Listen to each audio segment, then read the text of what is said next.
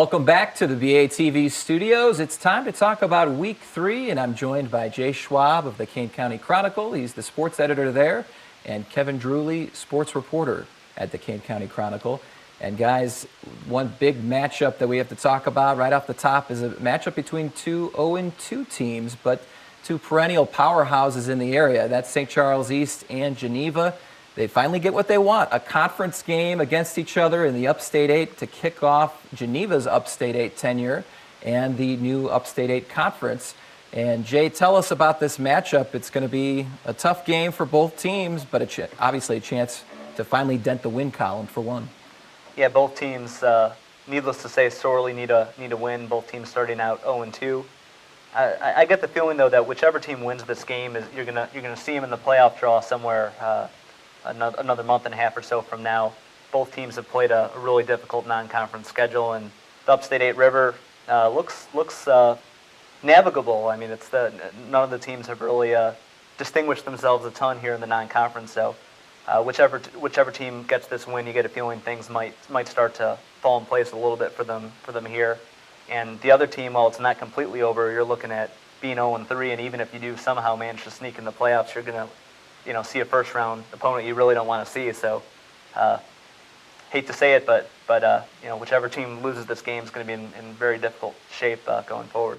Kevin, what side of the ball do you key on when you look at the matchups between these two teams? For me, it would be the Geneva offense against the East defense, but do you see some individual matchups too to keep an eye on? I certainly think that emphasis would be a good one. I know flipping that around, East offense against Geneva's defense. East is looking to go a little bit more to Zach Zychek. He was their leading rusher from a year ago, and this year's been moved more to receiver. They got Mike Brown, who's had two pretty good games against those two tough teams in Carmel and Naperville North, but he's been able to find room to run, and offensive line was all seniors last year, but this year the new group of guys they got seems to be coming together pretty well. But whether it's running or getting them receptions, they want Zychek to get some more touches. He had a 30-yard reception on a halfback toss pass from Brown against Naperville North, but other than that, not really getting many throws in the passing game from Charlie Fisher, but that's mostly just because Naperville North was pretty big up front too. But that certainly will be a key matchup, and then just, definitely on defense, East clamped down last week, and we'll see what Connor Quinn of Geneva, and they've also got some backs behind him, and Joe Sella and Dylan Nobregas really running the ball well. So we'll see if East really turn the corner, because Geneva brings a pretty good running attack too. Might not have that preseason lofty ranking, but they've got the guys that have put up the yards the first couple weeks. I know we're not a prediction show, guys, but I have to ask you, who do you feel like is going to win the game between these two teams? Jay? Put you on the spot. You put me on the spot here a little bit. Geneva has owned the series in recent years. There's been some great atmospheres, but I tend to give the benefit to Geneva a little bit. I think that Connor Quinn is a load, not to put too much emphasis on one player, but his efforts are only going to go on so long before they result in a win. He's been awfully good so far. And home field advantage too. Kevin, do you feel the same way with Jay? Yeah, I would have pled the fifth if you'd asked me first, or at least maybe called a tie. But home field's 3 points. I think it might be that tight of a game. I think it will be pretty airtight. But I agree with Jay. I see Geneva pulling that one out and coming through. Well, that'll be a fun one to check out this weekend. And another one in the area, St. Charles North and Neuqua Valley.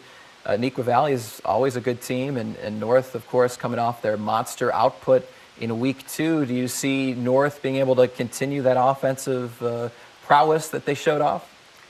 I don't think it'll be to that extent, but Not I think 62 points. I don't think they're going to put up 60-some on Neuqua, but I do think that if North's defense doesn't shape up a little bit, there's going to be some gray hairs uniformly on those North coaches.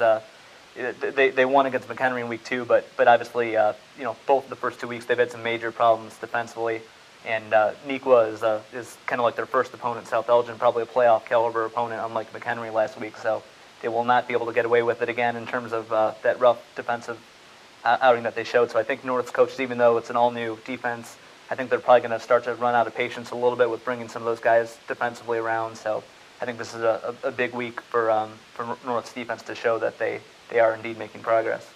And this will be a big game this week for Batavia, again, trying to make a mark in the Upstate 8, their first game in conference in the new 14-team conference. And they face off against Elgin Larkin, who's 1-1 and has got a pretty quality football team, kind of on the fringe in terms of playoffs. At least that's the expectation for 2010. So, Kevin, how do you feel Batavia will be able to respond after their first win of the year? I think Batavia matches up pretty well in this game. Larkin, their coach, went on to Huntley, so they've got a new coach themselves. But going up against Batavia, which has always kind of been the same tried and true, be balanced on offense, play good defense kind of thing going. And they were able to do that a little bit last week with West Chicago and plotted another close game. I think this one could be close again. I'm not. Batavia still is getting its legs on offense, I think, and not quite ready yet, I don't think, to pull away from anyone. I see this one being another close one, but Batavia having the experience with close games in the first 2 weeks and the confidence from last week to go to 2-1. Yeah, we have to give credit to the schedule makers because we've got a lot of close games, or at least expected to be close games in the first game of the conference season. And Marmy and St. Francis, 2-0 teams, is no different. Yeah, that should be a great contest in the Suburban Christian. Marmion and St. Francis, two teams that not only are expected to contend in the conference, but really both programs have aspirations of going a long way in the playoffs. Marmion has had kind of the opposite problem, although if you're going to have problems being 2-0 and having problems is the way you want to do it, but they've been in the opposite boat from a lot of our teams in our area that defensively have struggled so much. Marmion's defense has been really good, but they haven't scored more than 2 touchdowns either time out, so I think it'll be interesting to see what kind of adjustments Coach Thorpe makes with their offense to get things clicking a little bit more. I look for this to be another real low-scoring game with Marmion and St. Francis, two teams that can really hit. So if you like physical football and kind of the violent side of the sport, that might be the one to check out this week. And Kane starts off their conference season in a crossover matchup against Dixon, a team that's 0-2 and has been outscored 3-1. Kane should be able to win this game, but things happen, right, Kevin? Things do happen. I think, though, that they won't happen as much this week. I think this is a nice matchup, and it's good to get it kind of your home opener and just really keep going full throttle the way they've been going. I know they kind of were a little shaky out of the gates against Burlington Central in week 1, and but really seemed to really go from the start at Huntley and take control of that game. I think Dixon could show a few things. I know Kaneland their defense is proving itself, but I mean certainly things do happen like you say. But I think that the things that usually happen, Kaneland putting up points will again, and I see them winning by comparable margin to what they won in weeks 1 and 2.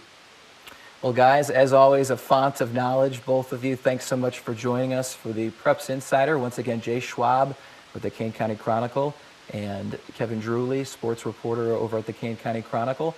I'm Jim Leo. We'll be signing off now for week 3. We'll be back again next week to tackle the matchups in week 4. Take care.